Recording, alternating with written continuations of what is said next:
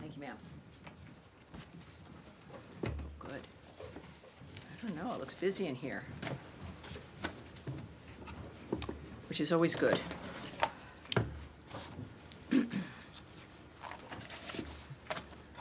right, we've got, welcome aboard, everyone. Nice to see you. Thank you very much for being here. I don't know if it's a beautiful day outside, but it's a beautiful day in here. All right, I'm Tammy Bruce, of course. I'm the spokesperson here for the State Department. And everyone watching at home, however you're seeing us, thank you all very much. You can get us at the State Department X account, I believe, also at state.gov. I know C-SPAN viewers are always with us, and I appreciate that, as well as a variety of other streaming.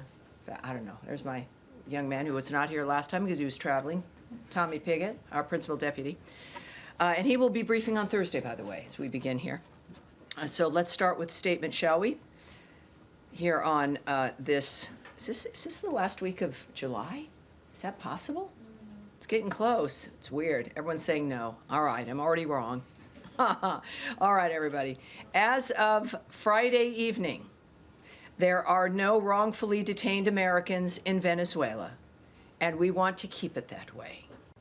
We are committed to doing everything we can to prevent one American national from being wrongfully detained by the Venezuelan regime ever again. To this end, I want to reiterate our clear warning. No one should go to Venezuela. We have the risk, certainly, of wrongful detention of Americans, of dual nationals, of lawful permanent residents. Whoever you are, don't go there. The risk is extremely high. Americans who travel to Venezuela or nearby border regions risk being wrongfully detained for months or even years, and release is never a guarantee. You can stop that yourself by not going to Venezuela. Further, the days of unelected health bureaucrats in Geneva running over the American people are over. It's a good day. In collaboration with the Department of Health and Human Services, we formally notified the World Health Organization of our rejection of the 2024 International Health Regulations amendments, which were set to become legally binding regardless of our WHO withdrawal. The 2024 IHR amendments broadened the WHO's mandate to include not only public health emergencies of international concern, but also, quote, events or conditions that may have the potential to become emergencies. How nice for them. This allows the WHO to deem what constitutes an international threat. We know from COVID-19 that an expanded international health bureaucracy will use their authority to centralize decision-making, stifle scientific debate, and censor free speech. Rejecting the 2024 IHR amendments reaffirms our position that U.S. public health policy will be shaped by Americans for Americans. And with our HHS colleagues, we are proud on delivering that mandate. And today, the United States informed Director General Audrey Azoulay of the United States' decision to withdraw from the United Nations Educational, Scientific, and Cultural Organization, also known, of course, as UNESCO. Continued involvement in UNESCO is not in the national interest of the United States. UNESCO works to advance divisive social and cultural causes and maintains an outsized focus on the UN's Sustainable Development Goals a globalist ideological agenda for international development at odds with our America First foreign policy. UNESCO's decision to admit the, quote, state of Palestine, end quote, as a member state is highly problematic, contrary to U.S. policy, and contributed to the proliferation of anti-Israel rhetoric within the organization. Continued U.S. participation in international organizations will focus on advancing American interests with clarity and conviction. Based on President Trump's executive order, continued participation in international organizations is under review, and this is one result of that review, confirming the importance of making sure that all of what we do comports with the America First agenda.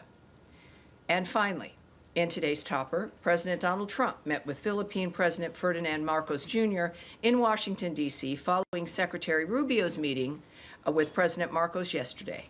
Both meetings reaffirmed the ironclad United States-Philippines alliance as vital to peace and stability in the Indo-Pacific region, while advancing closer economic ties, including supply chain cooperation.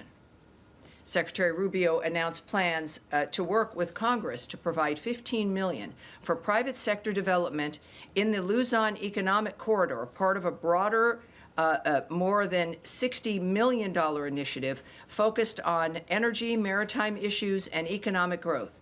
Both sides committed to regular high-level engagement as allies, particularly ahead of the 80th anniversary of the U.S. Philippines diplomatic relations in 2026. So that is coming up, and I will now take your questions, and we'll go to Nadia. Thank you, Tammy. I have two quick questions. The first one is quick. The second is not that quick. The first one is about Syria. It's reported that Ambassador Tom Barak is going to chair a security meeting between between Israel and Syria. Is this to avoid the scenario we seen last week? Can you elaborate on this potential meeting between them?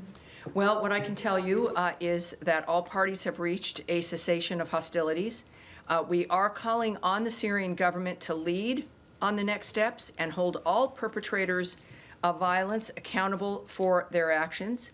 The United States government supports Syria's national unity and a peaceful and inclusive resolution with its minority constituents. I did speak with the Secretary briefly, actually just before coming up here, which is why I was a little bit late. But he expressed his optimism regarding the current situation, that there the Syrian government agreed to a boundary to not go into the Soweto area, but that there would be a boundary to make sure that jihadists were also not going in, to maintain some part of the peace, if you will, and he was enthusiastic about that was unfolding properly, and that everyone involved in the atrocities would be held accountable. And that could include people who also may be affiliated with the Syrian government. Obviously, a good opportunity for them to show their commitment to what needs to be achieved there. Yes, Caroline, your colleague said that President Trump, and I want to quote him just to be precise, she said that President Trump hated seeing pictures of starvation of women and children trying desperately to get to the aid. He wants to see it done in a peaceful manner.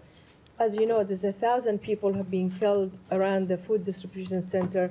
So how can the State Department or the administration fulfill the president's statement of what he said now to make sure that the food amount is increased more than the 80 million that you mentioned to us before, and to make sure that people are secure and not killed while they're trying to get the food? Right, that is clearly our North Star. It is the thing that is uppermost in mind for the president, to still get peace so that these issues are no longer issues. Also, in my conversation with the Secretary, he has noted that Special Envoy Witkoff is heading to the region now, to the Gaza area. And we all have, as does the President and the Secretary and the envoy, a strong hope that we will come forward with another ceasefire, as well as a humanitarian corridor for aid to flow, that both sides have in fact agreed to this. So we are looking forward to that arrangement and to a possible framework, again, regarding a ceasefire. Remember, we had one before, which Hamas broke. But what the Secretary indicated was, again, an aid corridor that needs to be set up, that both sides have agreed to, that the humanitarian situation, of course, has been a main focus of what our concern has been, obviously. And so I'm hoping, as I mentioned to some of you earlier in the day in our conversation, that each day has the potential to have this be better. We're working on it constantly. And so I would suggest that we might have some good news, but again, as we know, this can be constantly a changing dynamic. Right. Correct. He's going to the region. Well, let me just say, this is a very quick conversation. It was on the telephone. He said the area. He said Gaza, the area. Now, of course, it could be, we have many, many partners there, many allies. So keep that in mind when it comes to the specific location of the envoy. I do not have that, but it's in a dynamic to where we're looking to finalize this arrangement. Yes, Andrew Mitchell. Hi there. Thank you very much. Recognizing that, as you've stated many times, as we know, Hamas started this and can finish it. Yes, ma'am. I just want to take it from there, from where you just left yes. off. Is there recognition now that it is important to establish aid outside of that southern area in Rafah so that it is more accessible to people who don't have to travel these distances and deal with the IDF confrontations that inevitably have occurred? And I'd just like to follow up on that as well. Right. It's been always the intention, obviously, to have as many sites as possible. And again, it's been the difficulty of being in a war zone and what you can do and what you can arrange. The fact that we've had 3 sites up, and I think now it is nearly 85 million meals to date at the distribution centers that do exist. Clearly, it's not just a dynamic of wanting more distribution centers in a war zone. Our goal is to have not a war zone, and the aid corridor that the Secretary mentioned to me, so that multiple entities can deliver aid and whatever is needed in that region without being eluded and hijacked by Hamas. Now, the initial plan, as it had been described to us, was that the so-called Gaza Humanitarian Foundation would have... Well, it really is called that. It's not. It's really called the Gaza Humanitarian Foundation, but go ahead. Well, they call themselves the Gaza Humanitarian Foundation. Yes, ma'am. That they would be using American contractors or other contractors for security. As it's turned out, it seems to be more IDF, and that's been possibly one of the causes of the problems that, as was just mentioned, there's been 1,000 deaths. Supposition there. So doctors have pointed out that people are coming in with, heavy wounds from heavy artillery.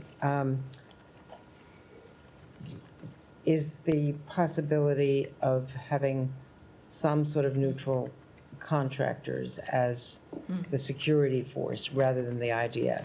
Well, that, of course, presupposes that IDF soldiers who are in a mode of defense of their country are deliberately shooting civilians and children. I didn't suggest that. Well, that is the implication that you need someone who's, not involved implies that it would be better.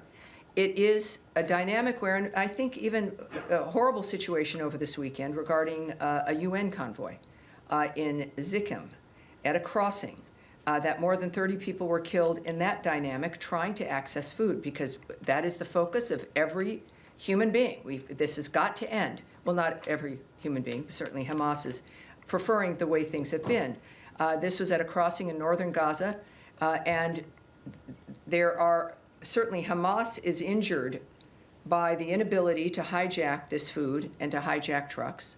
And they are injured by the success of GHF and what it's been doing, because they have not just looted these trucks, but they've weaponized the money that they make from this food, and then they control the population with it. It is the success of GHF has removed, by getting meals in at that number is a tremendous success, but it's removed the power and the influence of Hamas financially and with using aid and food as a weapon itself to control people. So it is, I think that the UN knows this, everyone else has seen this, that it's not a dynamic, and I've got the GHF statement here as well for you, but I think no matter who has been trying to deliver food, they've known historically and recently that there's going to be, and as long as Hamas still has its weapons and is still a player in that region, there's still going to be problems. The GHF statement regarding this last massacre, if you will, we're deeply saddened by reports that more than 30 people were killed while trying to access food from a UN convoy at the Zikam crossing in northern Gaza as humanitarian efforts face escalating violence. Like most incidents, this incident is not linked to GHF, despite what was falsely implied by various newspapers. These tragedies deserve visibility. The entire aid system is under immense strain. We hope reporters will cover these incidents with the same scrutiny GHF receives, because understanding the full picture is essential to protecting civilians and improving aid delivery. And have you seen the statement by 28 countries led by some of our closest allies in Europe? Yes, and you know, I think it's nice to know, and many of our, certainly it's our allies and friends, it's a demand for the war in Gaza to stop. And we, of course, we've taken actions on that, I think, as we've seen, and we wonder why certain things have continued unabated, or at least in a kind of a perpetual loop, is because strongly worded letters don't stop this madness. Strongly worded letters won't stop Hamas.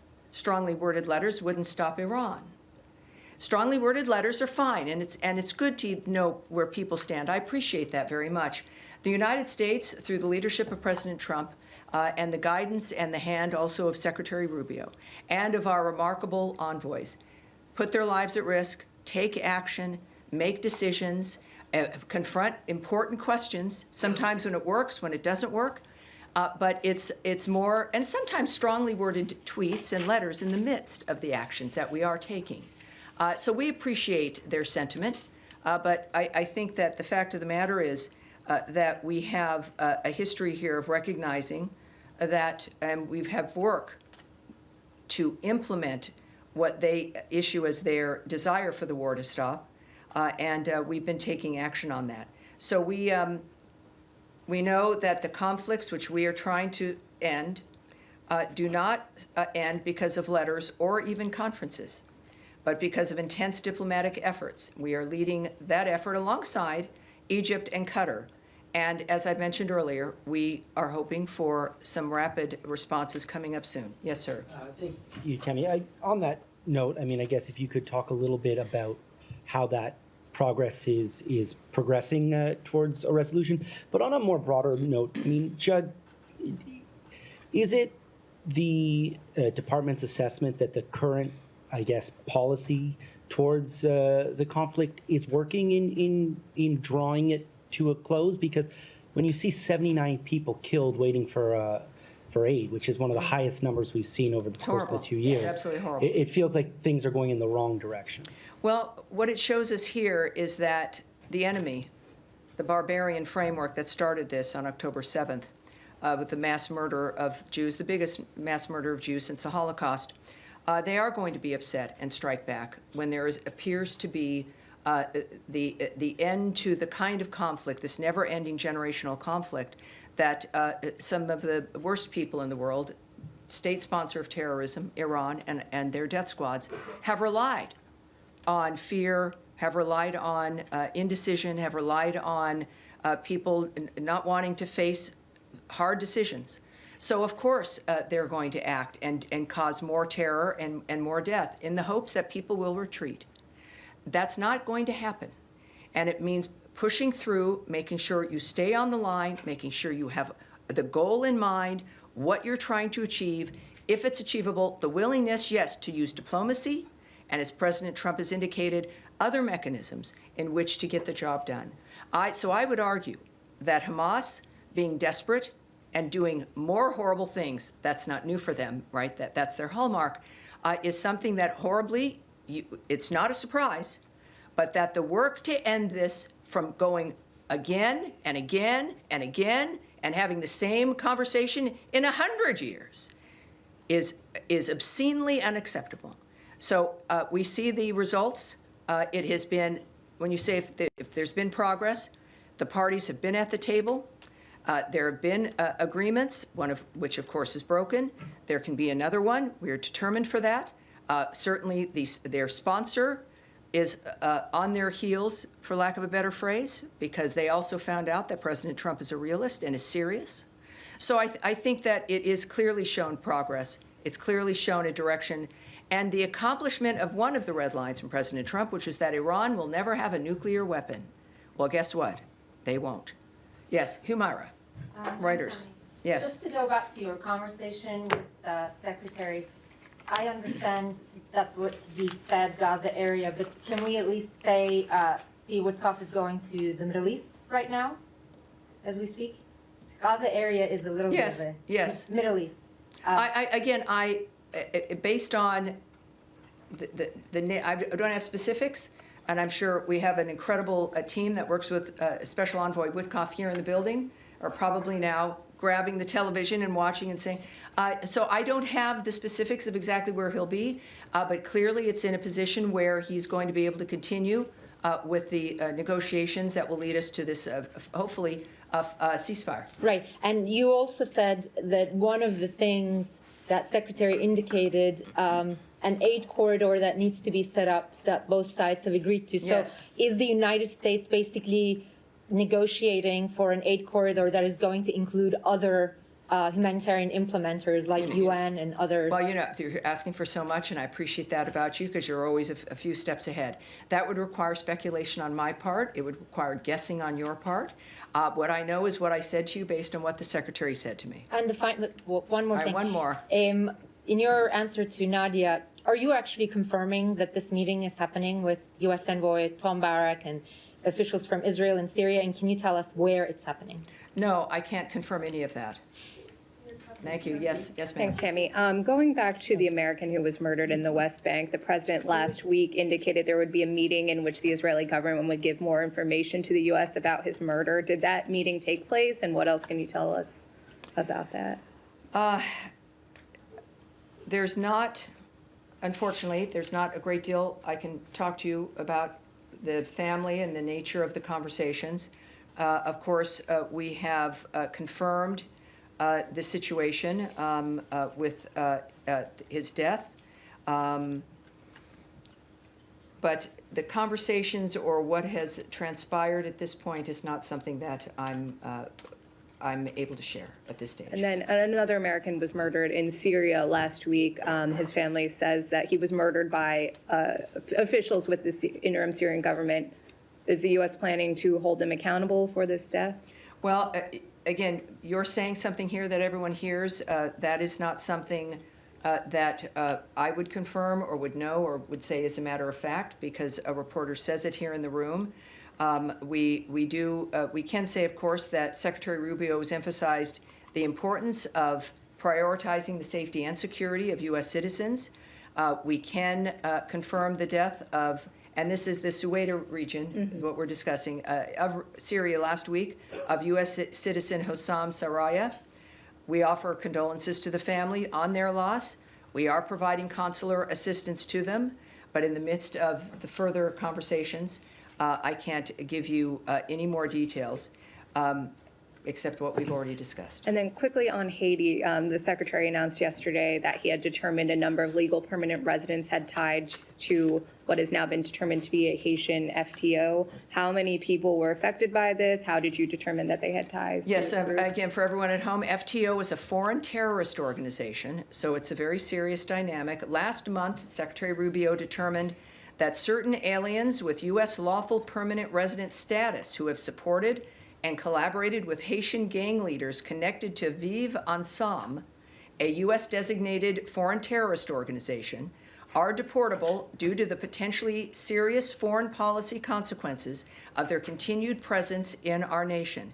Vive Ensemble is a driver of the violence and criminality in Haiti, contributing to the island's instability.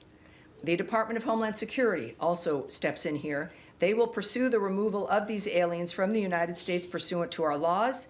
The Department of State defers to DHS on any update regarding removal proceedings regarding these aliens.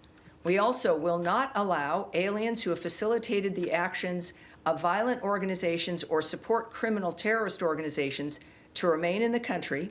And of course, this demonstrates, I think it's safe to say, the administration's firm commitment to protecting the American people, advancing our national security interests, and promoting regional security and stability.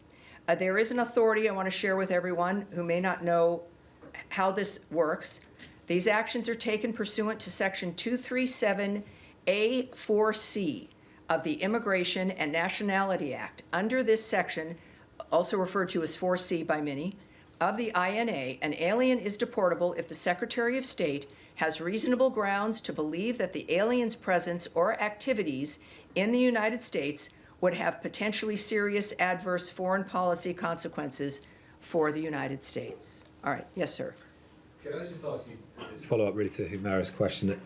When you mentioned these humanitarian corridors, you said this has been agreed between the sides.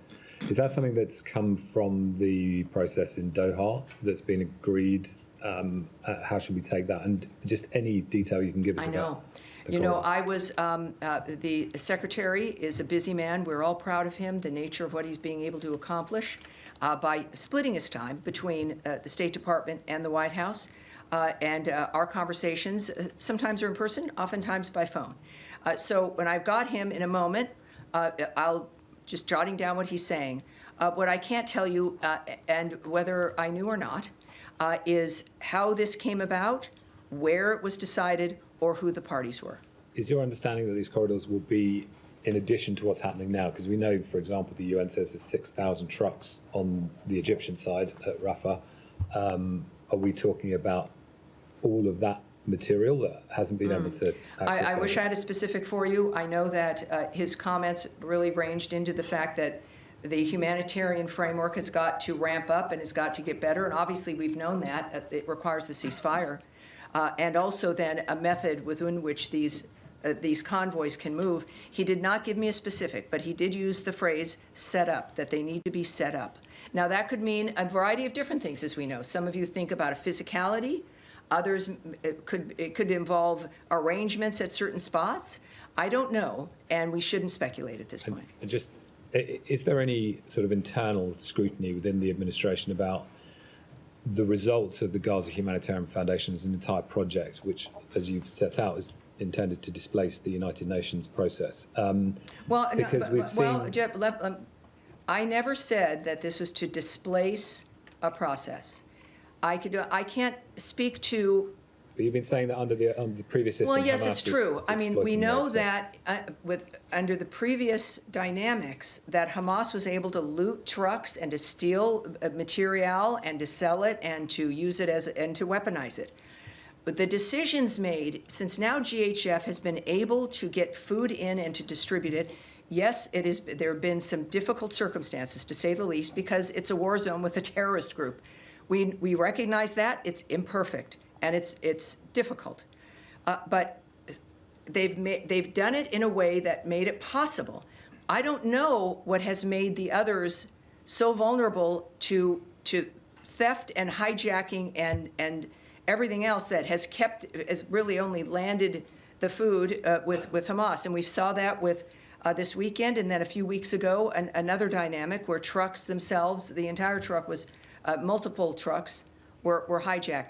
So I don't know the entire UN plan or their decision-making process. What I do know is that GHF did it differently, and the different approach has worked. But the result of this system is starvation, and everyone can see it. I mean, this is beyond any doubt now. And a bag of flour is costing $70. So the value of those commodities actually to Hamas or other groups that want to steal them has gone up under this system.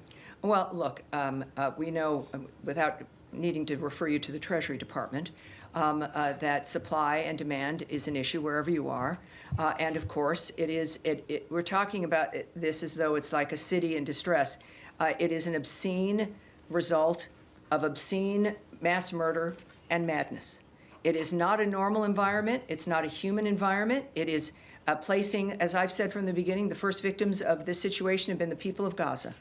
And it is time, and President Trump has pointedly made this declaration about his intentions, is that this is going to stop, and it requires new ideas. It doesn't, the old ideas maybe were well-meaning, and they kept doing it. It was always the same result. Maybe it's well-meaning. I can't speak to that. What everyone needs to recognize is that the current situation works, and yet there is still this bizarre resistance. And look, I'm here because I love the country, as are our diplomats. And there are other things that go on in the world when it comes to finances and, Hamas being able to use a dynamic like this for its own benefit. That's horrible. But what we know is that we had to get food to people in the meantime and then change the dynamic on the ground, and that's what we're doing. All right. I know, Saeed. Yes, sir. Thank you, Tammy. Two quick questions. A follow-up on Tom. Between the 20th of January till the 2nd of March, upward of 600 trucks were going in a day. There's no evidence of, any trucks were being stolen. No evidence of violence around the aid and so on. Doesn't that speak well of the former system that was in place to get aid in? Well, without knowing what you're referring to or having the data or who's reporting those numbers, that would be speculation on my part. What we do know is that in the immediate aftermath of October 7th, the defense that Israel was applying regarding that dynamic, the efforts to get food in to Gaza, even recently, have failed miserably. We do know that everyone, as they had stopped food delivery because of the dangers on the ground. That was the driving force, was even for us before GHF, was we want to get material into the region, but we want to be able to do it somewhat safely and without it being looted or taken by Hamas. And no one had ideas about how to make that happen, and the GHF plan achieves that. What comes after this, I can't also tell you. That's a different, and there will be a day when we're discussing the redevelopment of Gaza and new issues about the markets of Gaza and the peace of Gaza and who's running Gaza. Those will also be maybe fraught conversations, but boy, I think we both look forward to those days. Yeah, another quick question. Yesterday, the Chief of Staff of the Israeli Army, General Zamir, said that the current strategy, including storming Deir al-Balah with tanks and so on, and including apparently the starvation strategy, is aimed at forcing Hamas to release the hostages. And today, Bezalel Smotrich, the finance minister, said that they have a green light from the Trump administration to basically remove Gazans by force and create I need to stop you right there. I can't have a conspiracy theory, an accusation against President Trump about what someone says that they've been allowed to do. Saeed, we can't have that. And that's not something that belongs in this room with everything at stake, with so many people at risk. And then your answer is to bring up a conspiracy theory about what Donald Trump is saying or not saying. It's one thing to hear someone say it. It's another thing to bring it up in a serious room, of which I've shown you respect throughout. And that is unacceptable. And so we're going to move on. Yes, in the back, sir, La Stampa. Yes, sir. Yeah, thank you, Tommy. So about Israel, has anything changed between the relationship between the United States and Israel after the strike on Syria and the killing of all those Palestinians, although the Israelis are defending themselves? So can you elaborate a little bit? I would say you should ask the White House regarding their posture and what they've been experiencing. What I know is the president and the secretary, in their conversations, in their attitudes about the world and what needs to happen, have been consistent. That they don't view Israel or any one of our allies or friends, they're not fair weather friends. These are relationships. So it's not about changing relationships. It's about navigating what happens in the world and working with people who can help us make peace and get to the road that I think it's fair to say, certainly most of the nations that are our allies and partners want peace in the world. And that is our goal. Thank you. Yes. Just a quick clarification question on Special Envoy Witkoff's mission. You said that the humanitarian framework in Gaza has got to ramp up, but that you've been understanding that it requires a ceasefire first. No, you've misunderstood me. That's why it can be a ramping up as an example of GHF, who are continually working on how to expand and to have more areas in which to get food delivered. I would consider part of that, but if you're looking at scores of other organizations moving into that's only going to happen when it's safe. So when we think of ramping up, you can have that with more distribution sites for GHF or others who perhaps adopt their technique and strategy. But of course, if we're looking at, speaking of a normal environment, that requires a ceasefire. The carnage has got to stop. Hamas has to lay down the weapons that they have, and they've got to release the hostages. That was the other note that the secretary made to me, was the expectation of the release of hostages. I did not get whether it was a particular number or all of them, but that is something he mentioned. All right. Okay. Yes, Sean. Sure. Well, just a couple things. I mean, first of all, in your statement in UNESCO, you talked about the state of Palestine in quote marks.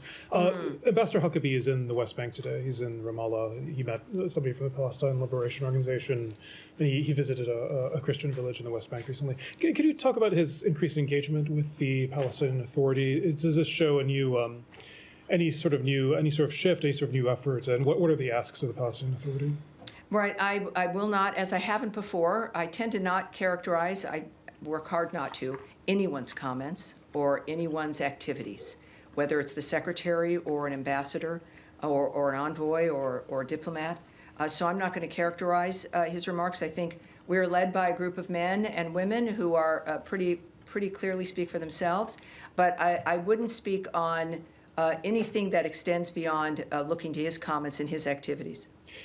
Could also just follow up on the situation in Gaza. I feel obliged to mention, AFP. We've had reporters there who say that their situation is so severe now that they're actually they can no longer work because of the hunger, and the company has been trying to find ways to either provide them with what they need to survive, and it's just not possible right now. Are there any talks that the U.S. government has about how to help? Obviously, journalists it's a broader problem than just the journalists, but to help people who are there. It's not just AFP; it's other outlets. Either help people get out, help people get supplies that they need, and more broadly, whether to facilitate greater access for foreign journalists. So you're speaking about Syria? Excuse me, with Gaza. Oh, Gaza. the Gaza Strip. This is a widespread problem. Yes, look, it's Americans, maybe sometimes we take it for granted when people get reports from an area, and we're interested in what the report is. And we see it with really every outlet, in dangerous situations, when there's bombing and when there's drones. And it's good to remind people that it's a job that people have committed to, knowing where they're going to be going, and they're suited for that. And that is starting, of course, it's every journalist's desire to bring up information and to share things that people need to know. I know that our warnings have been very consistent regarding Americans and people in general not going to Gaza.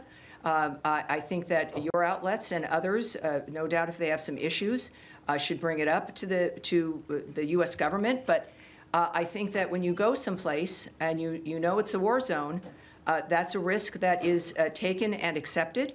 But I know we have, whether it's the embassies with wherever you are in the world, that there are ways to contact the American government if you want to be helped to get out of an arena or whatever it is you're facing. But obviously, there's people there who didn't choose to be there necessarily, who are residents in all these war-torn areas. And then there's reporters who we owe a great deal to, who go to these areas and report to Americans for us. Sure, just to clarify, and the world. Just to clarify, we're talking about local reporters. Foreign reporters can't go in, and these people, they have no recourse. But I'll just say that I think all of us, anything that can be done to help the people who are there, I think all of us would be. Well, every single thing we're doing clearly is going to be beneficial for the people and for the people who happen to be reporters, for foreign reporters who want to enter an area. This is an opening that we're looking forward to, that the president spoke to a few days ago about his optimism about some news out of the Gaza area.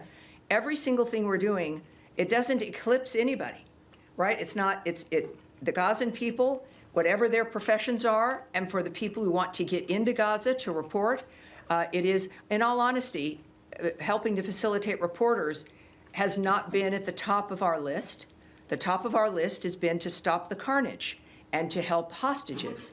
But as a side effect, everyone wins when the world is at peace, when a region is at peace, when there isn't a terrorist group controlling a section of a country. All right, yes, sir. And then I'll come up to you next. Thank you. Thank you, Tam. Two topics for you. Number one, Justice Department officials held a discussion on Thursday with the parents of Malky Roth, the American citizen who was murdered with two others in the Sbarro bombing in Jerusalem back in 2001. The discussion centered around the possible extradition of Jordanian national Ahmed Tamimi.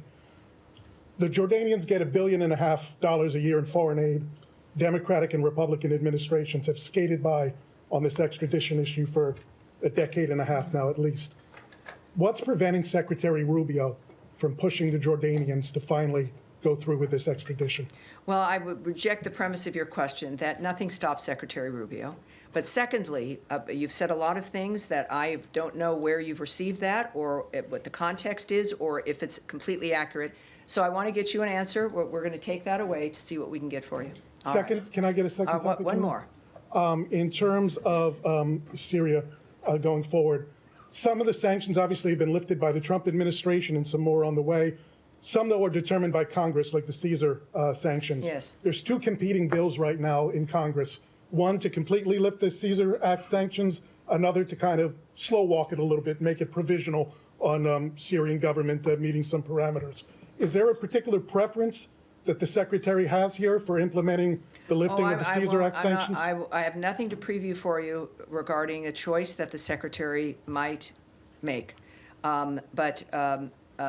He's, of course, involved in every dynamic. The sanctions have been lifted because we want Syria and its government to have a chance to become stable. It has been very clear what the requirements are. We know we have to work for it to become stable because it's unstable. And so that's our focus, is a very intense dynamic to see if Syria can become part of the regular crowd of nations. That said, I mean, that's the original commitment, why sanctions were lifted. It couldn't work, sanctions that were on Assad. But we are finding whether or not, these days show us, whether or not the current government is able to act in a way that helps us get that stability. And so that is what's driving us now. Yes, sir. Thank you, Tammy. Back to the hostages, is the discussion you were talking about with Secretary Rubio. Yesterday, the families of the hostages released a statement saying they were concerned about this possible offensive as it gets to the issue of potentially hurting or endangering the hostages as they go forth. And I was wondering if there was any conversation that you can share that would focus or give a message to the families in terms of, as progress is being made in talks and so close, that this potential offensive may endanger the hostages. Well, I think that I don't have anything that I can tell you regarding private conversations or efforts that have been made, reaching out, of course, to hostage families. That has been a highlight of part of the obscenity of this entire event, is that they continue to hold live people and dead bodies. It is an excruciating, barbaric environment. But of course, as you know, our engagement has been with everyone. We will do we will talk with whoever we need to talk with to have peace in the world. I can't tell you again conversations give you details of any conversations with hostage families, but all of us are well aware of the suffering that happens in a war zone. And our focus has been to stop that war, to stop the fighting, to have a ceasefire. This is obviously, as you know and all of us know, a conversation the world has. It is at the top of our mind as we work still to stop this carnage. Yes, sir. Thanks so much. On Ukraine, if I may, does the Secretary have any expectations from upcoming talks in Istanbul, given its timing, its format? Are you guys even part of it? I can't necessarily speak to the Secretary's thoughts dynamically, but I know that our ambassador to NATO had a number of remarks to make that he made this morning on television regarding the talks. Again, this would be Istanbul. First of all, I can tell you that we're aware of the scheduling of a third round of talks being negotiated between the two parties. We continue to encourage direct talks between Russia and Ukraine in pursuit of a comprehensive ceasefire and eventual negotiated peace settlement. The Ambassador Whitaker in this case, said, I'm encouraged that both sides are going to sit down again and negotiate because that's the only way this is going to be resolved. Getting both sides to the table, getting both sides to the table is going to happen this week. Is important. It is an important next step, and I think that's all because of the leverage that the United States of America and President Trump continues to apply. He also noted that, as we've said repeatedly, constructive good faith dialogue is the only path to ending this war. That has been a hallmark of Secretary Rubio's remarks, that only the two parties can make the difference in deciding to stop this. And the president supports any mechanism that leads to a just, durable, and lasting peace. We have seen, continuous missiles and, drone attacks from Russia, even overnight, they claimed new lives. Today marks, yesterday marked 1 week since the president gave the Russians, I'm sorry, can you say who? Russians, have been attacking, Ukraine, yes, claiming new lives. Yesterday marked 1 week since the president gave them 7 weeks. Are you guys doing any assessment at this point? Do you think this 1 week window already allows you to draw any conclusion about their behavior? I would caution when the president notes a block of time or a window that it could be any time in that window. We've already seen that in one instance.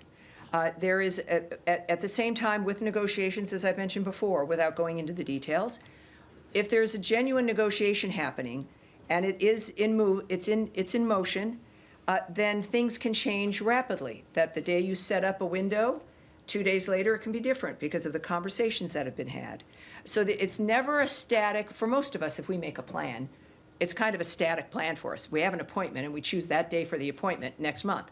That's not the case here. These are opportunities that the president speaks about, which is part of an important aspect of his leadership, and what the person who we're speaking with should know, that there might be some options, but it's not the only thing he's looking at. It's not the only dynamic that matters.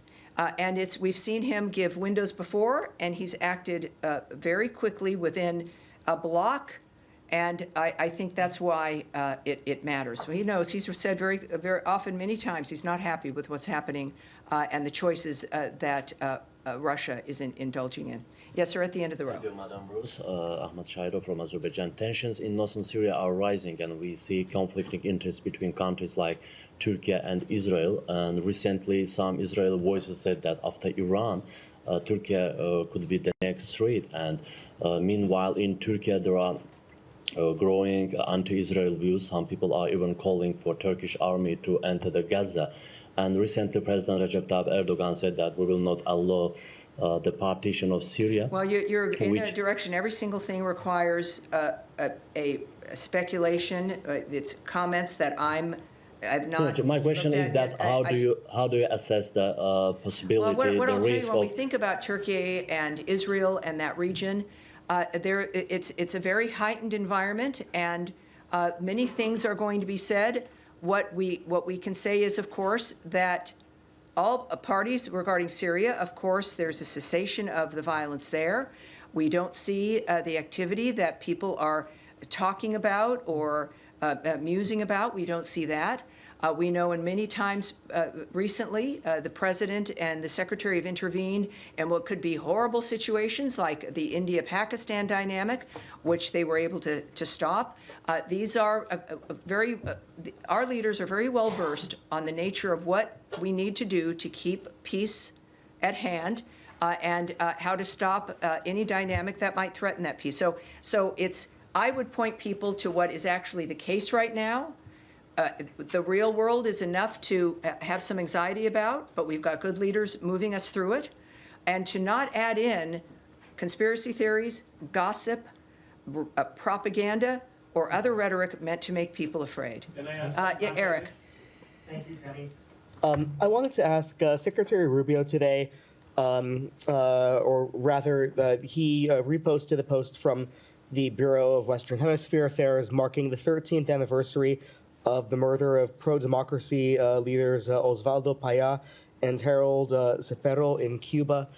We've seen Rosa Maria Paya recently approved for incorporation as a member of the Inter-American Commission on Human Rights. Yes. Can you speak to any additional actions or any evaluation by the administration about the human rights situation in Cuba, any additional actions we might expect in terms of holding that regime to account? I have nothing to preview for you, but with what you've already noted and what we know about Secretary Rubio is, like with every other country that is in some regime-type trouble, he cares about the condition of the people who are there. He particularly, of course, he understandably cares about Cuba. We've seen him take actions in that regard.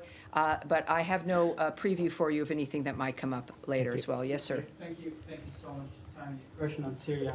You said that you are calling the Syrian government to lead to the next step and hold all parties who are involved in the violence accountable. Yes. Do you feel confident that the Syrian interim government has the capacity and the will to hold those accountable who were involved into violence in Syria, including those who were affiliated with them? Yes, we know. We're, of course, aware of those reports, and we're aware that some who might be affiliated but not directed by the Syrian government may be a part of that.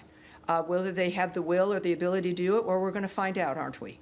And they have something not everyone has, which is the power and the encouragement of the American people and of the American president. The Ambassador Barrack is one of our best. So they have that, and of course our actions to help facilitate that. And this is where we find out what people are made of and what they can actually accomplish. Another question on Iran. Iran and the 3 EU countries will hold a nuclear talks in Istanbul later this week. Yes, Friday. we discussed that a little bit already. Does the U.S. build any hope on it, or have you gave Iran, or have you set the end of August as a deadline for Iran to come back to the table and make a nuclear deal with you? Yes, as the president has said, the Iranian people stand to benefit from negotiating in good faith. The ball is in their court. The Iranian leadership has a window of opportunity to choose a path of peace and prosperity for their people, and we are also ready to talk directly to the Iranians. However, we are also closely coordinated with our E3 partners, and we would refer you to our European partners for more information about what happens in that meeting.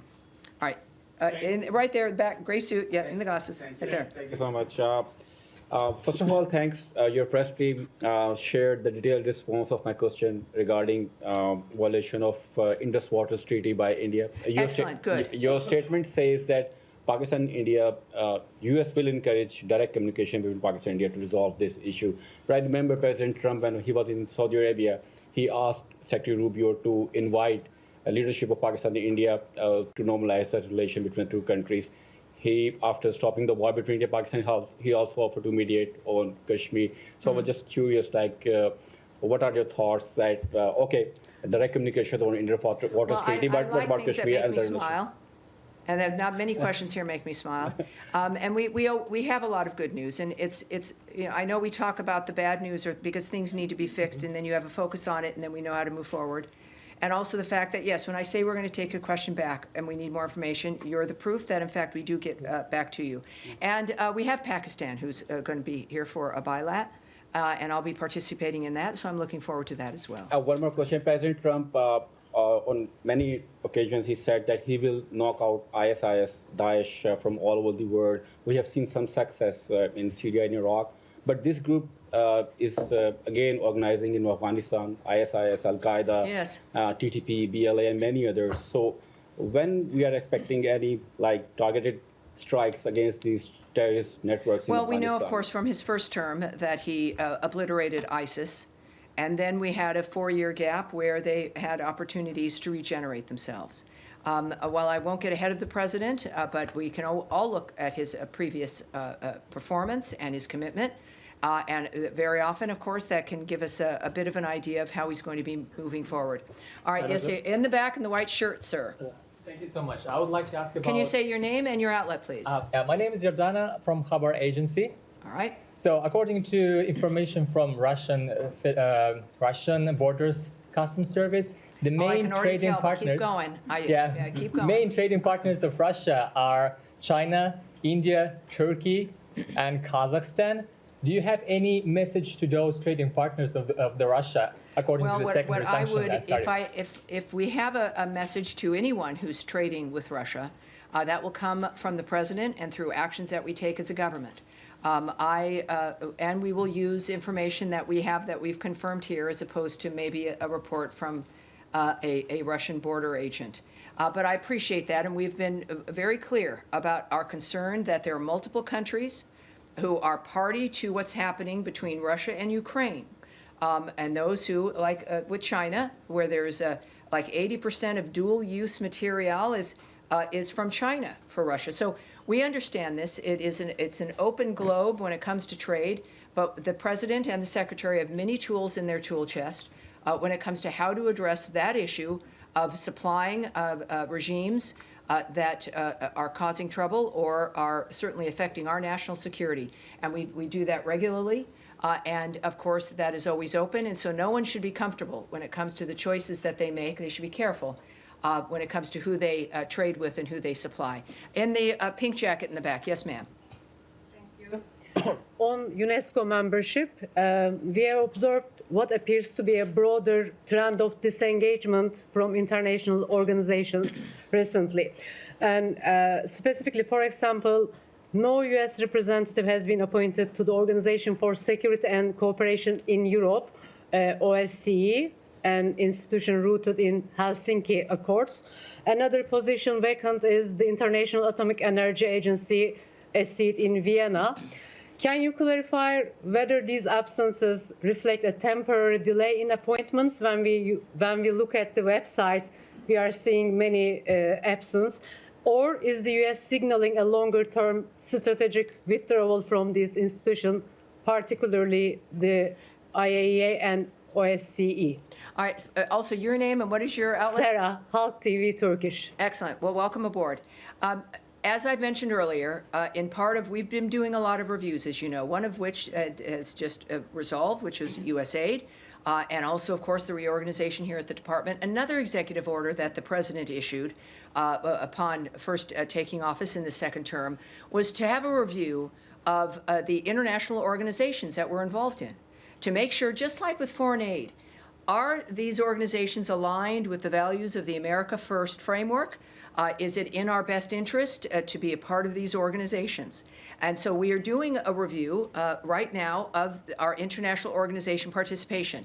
And our withdrawal from UNESCO is a reflection of the result of one of those reviews. And I don't know what each entity will experience. I'm not part of this framework.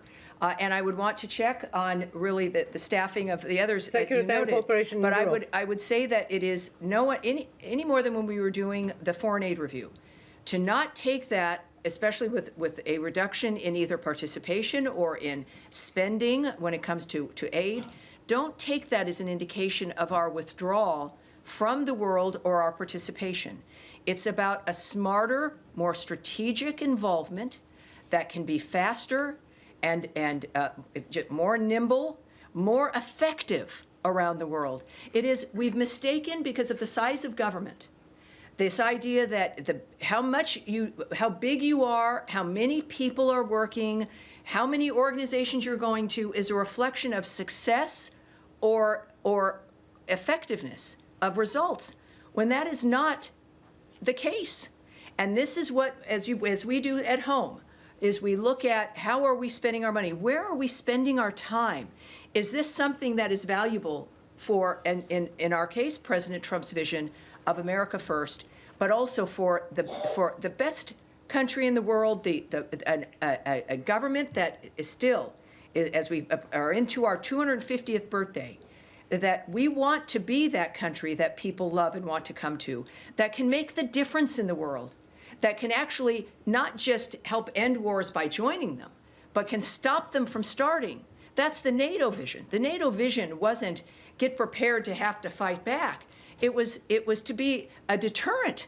So the vision is not withdrawal or turning inward. It's the opposite.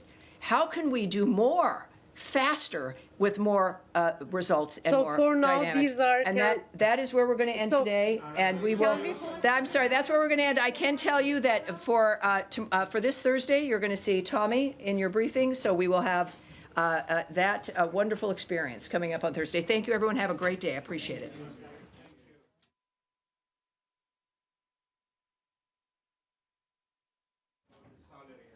Well, I hope everyone appreciates me. I don't know. I'm sure some don't, but I appreciate that comment.